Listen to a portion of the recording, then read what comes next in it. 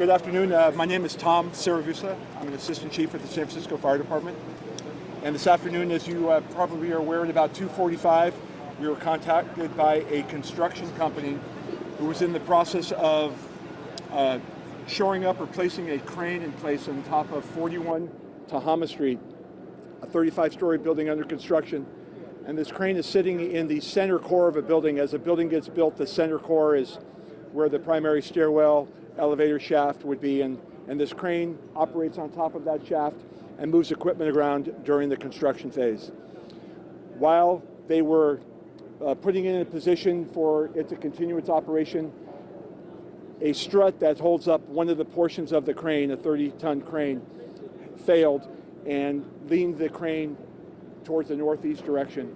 We were contacted by the construction company, brought it to our attention, and based on that information and what we know, and on erring on the side of caution, we have evacuated Tehama from 1st to 2nd, Howard from 1st to 2nd on the south side of the street, and Clementina on the north side of the street of all of the businesses. There are no residences in that area, so it's just businesses that have been told to evacuate. Unknown time of when they would be allowed back into the building. There have been no injuries, and we are waiting for further information. We have a city engineer that's up looking at the site on top of the building.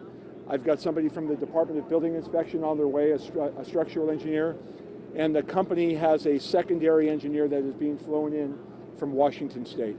So you're saying the crane somehow became unstable, and that is leaning the concrete slab to cause it to go out? That's correct. That because of this strut that has failed and kicked out, the crane is leaning in a certain direction, and the forms that hold that up have leaned towards the northeast. How many feet is the slab leaning outward? It's barely noticeable, but it's kicked in a certain direction. So the form may fall, the crane may fall?